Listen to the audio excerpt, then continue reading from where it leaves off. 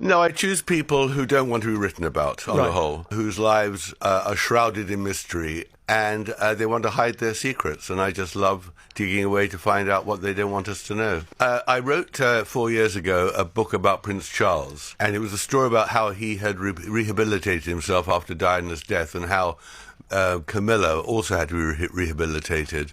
And it was a number one. It was a fascinating story. So when Meghan came along into the scene, I just thought, this is fascinating. How is this going to play out? To tell the truth, I spoke to very few friends of Meghan because she put a fatwa on anyone talking to me who she could. So I sent off dozens and dozens of emails to her friends, and most of them didn't even reply. Okay, so you guys know how sometimes you hear a story and you're just like, wait, what? Well, buckle up because this one is a doozy. We're talking about Meghan Markle and Prince Andrew. Yeah, you heard that right. Potentially being linked way before Prince Harry ever entered the picture. It sounds absolutely wild, right? Like something out of a bad royal fanfiction. Now, if there's anyone who loves stirring the royal pot with actual receipts, it's Tom Bower. This guy has built a whole career out of digging up uncomfortable truths about the royals. And his latest claims, they're truly something else. He's dropped what he calls shocking receipts that suggest these two unlikely names had connections long before anyone in the public ever knew. Think about it. On one side, you have Meghan, who basically sold herself to the world as this Hollywood humanitarian sweetheart, all about good causes and making a difference. And on the other, you've got Prince Andrew, who, let's be honest, has spent decades doing his absolute best to sink the monarchy's reputation faster than a yacht in a storm. These two together, it just sounds like a crazy plot twist you'd never expect. If there were a Royal Family Award for plot twists, these two would be front-row nominees for sure. But Bauer is claiming his newest findings actually linked these two seemingly opposite people, and not in a good way. He's saying Meghan might have been mingling in Andrew's scandal-soaked circles years before she even met Harry. We're talking same trips, same billionaires, same suspicious silence. Remember that moment when Meghan supposedly whispered to Harry, "Who's that next to your grandma?" pretending not to recognize Andrew. Yeah, Bauer basically says that entire Innocence act deserves an Oscar, because once you start connecting the dots, the timelines, the yachts, the stopovers, the deleted interviews, you start seeing a connection hiding in plain sight. And speaking of yachts, there's this whole thing about Karita Shuliak, who is Jeffrey Epstein's girlfriend. The only time she traveled anywhere was with him. And then there's a question about who was in the other end with her Panama hat. Now, the transcript quickly pivots from that, but it sets this whole tone for the kind of circles we're talking about here. This isn't just about tea and crumpets. Folks.so, let's rewind a bit back to Meghan's younger date. According to Bauer's investigations and some chatter that's resurfaced online, Meghan Markle apparently didn't spend as much time at Northwestern University as you might think. We're talking 2001 here. While most students were probably freaking out about exams and go to frat parties, Meghan was allegedly living a totally different kind of college life. Apparently, she just vanished from campus for several weeks that year. Friends later claimed she was traveling with some wealthy acquaintances somewhere along the Mediterranean. Now, there's no official record of exactly where she went, which is a bit convenient, right? But the whispers were persistent enough that they definitely caught the attention of people who follow royal stuff. And get this, someone even described Meghan Markle as a hardcore yacht partying person, ready for anything. I mean, that's quite a description for a college student, isn't it? It definitely paints a picture that's a little different from the one she later presented to the world. Some online sleuths even point to names like Owen Ray, who's a London-based socialite and investment banker. Apparently, he reportedly knew Prince Andrew's associates even before the whole Epstein scandal blew up. Bauer isn't saying Meghan did anything wrong, but he definitely highlights what he calls coincidental patterns of proximity. It's like these overlapping social networks between ambitious Hollywood hopefuls and the super elite European crowd. You see old sorority photos of Meghan, all smiles and pearls and cardigans looking totally normal. But then you hear these stories like from a former peer quoted in a UK tabloid, saying she vanished for a while and came back with stories, music, that didn't quite add up. Now, maybe it was just an adventurous summer. Who knows? But Bauer notes that the timing put her right smack in the middle of these luxury circuits, the ones often frequented by Andrew's friend. And this was long before the world ever imagined their names would be in the same headline. And you have to wonder if those early yacht whispers were just harmless gossip. Why do the same names keep popping up years later, always right before Meghan's next big move? It's almost like a pattern, isn't it? Then after college, Meghan's official story talks about her broadening her horizons with study programs in Spain and Argent. Sounds innocent enough, right? But according to some entertainment columnists and travel blogs that have been dug up by royal watchers, those early 2000s years were kind of a blur. Madrid, Ibiza, Thailand, Monte Carlo. These destinations sound less like classrooms and more like, well, invitation-only summer party. Friends quoted anonymously in lifestyle pieces recall lavish villa gatherings, and these friends of friends from European high society. They seemed oddly well connected for a 20-something actress who was still just trying to get her big break. Tom Bauer actually calls this period the ghost years. These gaps in her public timeline, where Meghan would pop up briefly, then disappear again. There aren't any verified photos linking her directly to royalty or scandal during this time. But several tabloid retrospectives have pointed out something interesting. Some of the same billionaires who later became associated with Prince Andrew's social scene were apparently hosting events during the exact months Meghan was said to be abroad. Music, so is that pure coincidence or just selective memory? Bauer kind of leaves that open for interpretation. But it definitely makes you think, doesn't it? Because these ghost years, whether intentional or not, built a subtle bridge between a rising Hollywood hopeful and some of Britain's most exclusive drawing room. And as we're about to see, that bridge would eventually lead straight to a surprising city and an even more surprising royal encounter. Section 4. Okay, so Meghan's got these ghost years where she's jet-setting, right? And during this time, it's not just about party. Music, she's also apparently getting really interested in the UK, especially the press. According to one British journalist, she was asking a ton of questions about how all the royal stories worked way before Suits was even a thing. Other people mentioned she really admired British fashion circles. You know, the kind that mix entertainment with aristocracy. Now, if you're a supporter, you'd say that's just ambition, right? Smart career move. But if you're a skeptic, you might call it calculated curiosity. Either way, those European ghost years totally build a bridge. A subtle one between this rising Hollywood hopeful and some of Britain's most exclusive drawing room. And trust me, that bridge was about to lead her straight to a very surprising city and an even more surprising royal encounter. Fast forward to 2012, Meghan's career is finally starting to take off a bit. She's got a recurring role on Suits, some magazine features, her first taste of international promotion. So, she gets invited to Hong Kong for a fashion event and a publicity tour. On paper, it looks like a standard influencer trip. Totally normal. But here's where the story twists big time. Tom Bauer and other royal commentators later pointed out that Prince Andrew happened to be in Hong Kong that exact same week. He was there representing Britain for a trade and investment. Now, there's no smoking gun, no photo of them clinking glasses, no joint appearance. But Bauer's analysis zeroes in on what he calls this peculiar overlap. Flight logs confirm Andrew's presence. And get this, social media posts that were later deleted show Meghan tagging luxury, venues known for hosting VIP reception. There was even this archived interview clip pulled from an entertainment channel, and since removed, where Meghan casually mentioned a British royal nearby, though she didn't say who. Of course, public speculation went wild filling in that blank. Local journalists apparently recalled seeing both entourages at the same hotel chain, but nobody could confirm they actually talked. So, was it just a coincidence or a seriously curious convergence of timelines that just looked too tidy to ignore? Royal watchers called it the first visible intersection between Meghan's Hollywood ascent and the monarchy's inner workings. And if Hong Kong was just a coincidence, well, it was one that totally foreshadowed the storm ahead because the names, the venues, and the patterns were about to repeat, only this time way closer to the royal doorstep.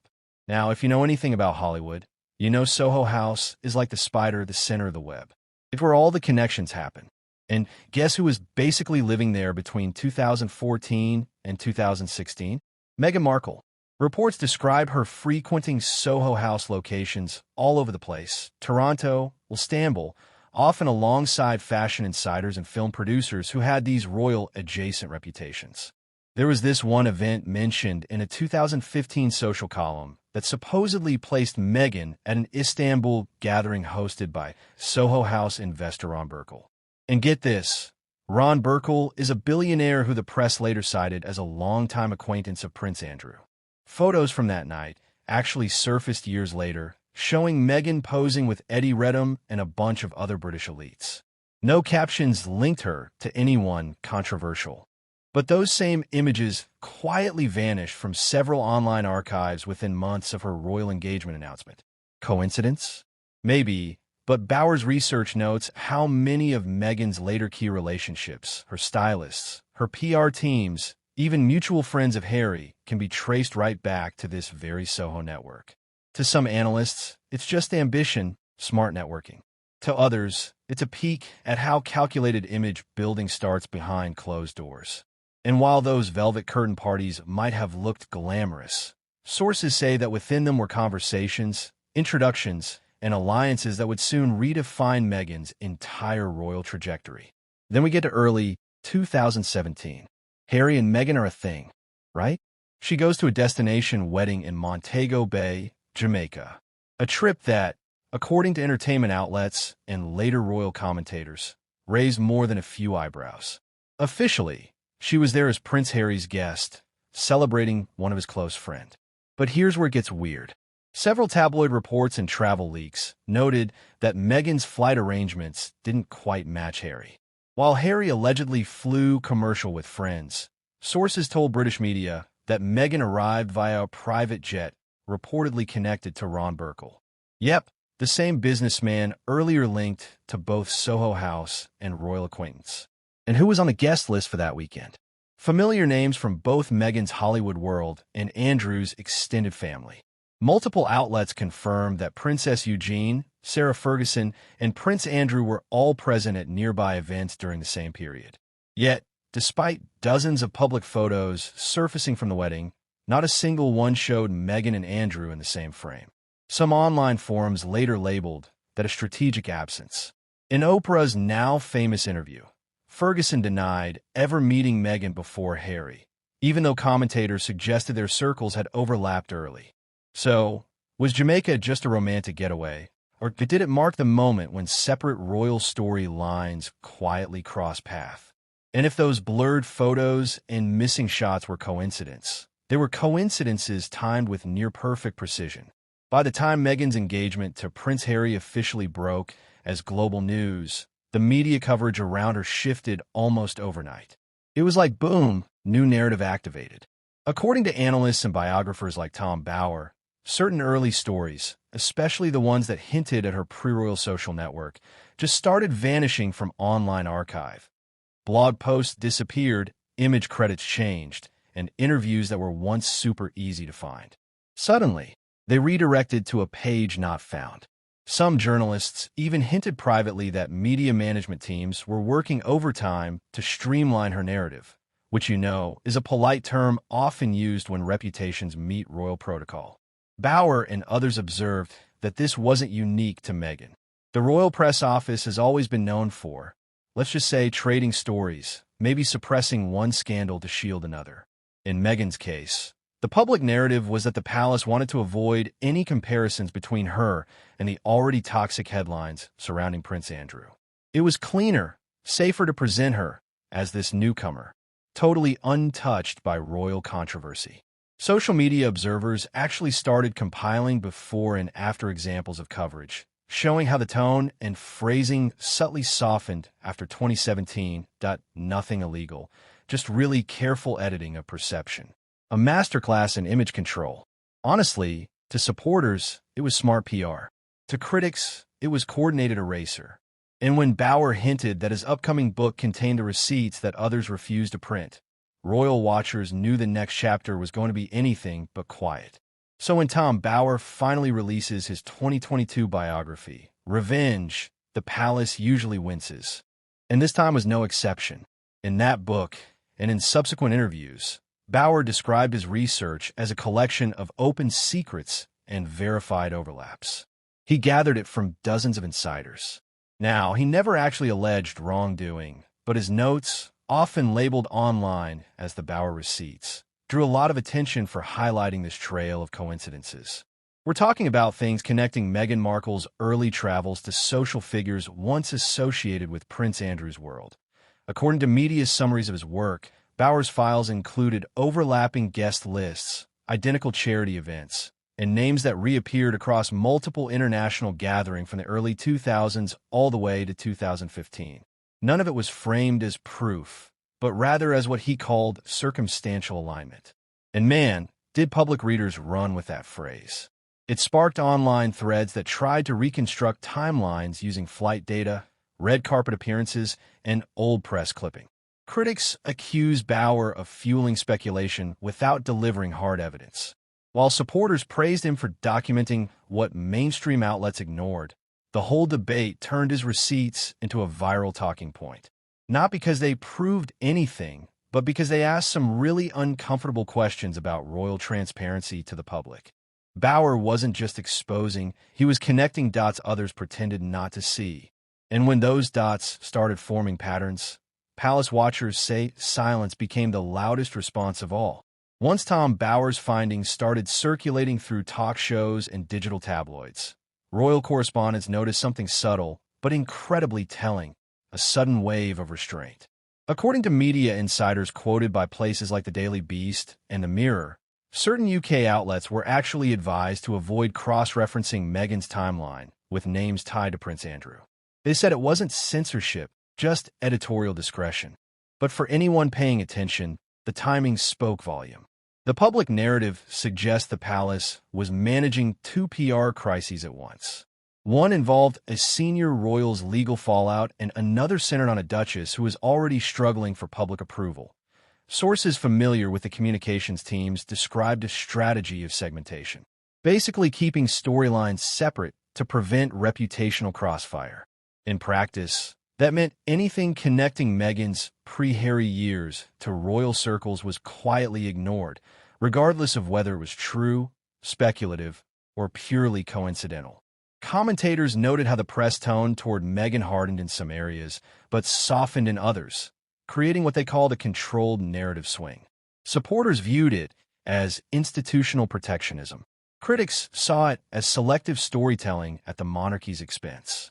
Behind the polished palace walls, reporters say phones went silent, emails stopped returning, and one message echoed through the news: don't mix the scandal. But as every journalist knows, the harder you bury a story, the deeper the public starts digging. Every royal story ends the same way, right? Not with a bang, but with silence. The palace moves on, the papers change headlines, and the public is left piecing together what's true, what's twisted, and what was quietly erased. Tom Bauer's revelations, whether you believe them or not, cracked open a version of royal history that just refuses to fade. Meghan's timeline, Prince Andrew's shadow, the coincidences that seem too many to count, they all paint a picture of power, perception, and perfectly managed myth. Music, and here's the thing. Every time a door closes in this saga, another one cracks open. Because before these receipts even surfaced, Bauer had already shaken the palace with an even more controversial discovery, a claim that questioned one of the most carefully protected chapters in Meghan's royal journey. Let's just say it involved her sudden announcement, the global headlines that followed, and what sources later described as inconsistencies too bold to ignore. If you missed that breakdown, it's already waiting for you. This story isn't about accusation. It's about context and understanding why these names keep showing up together.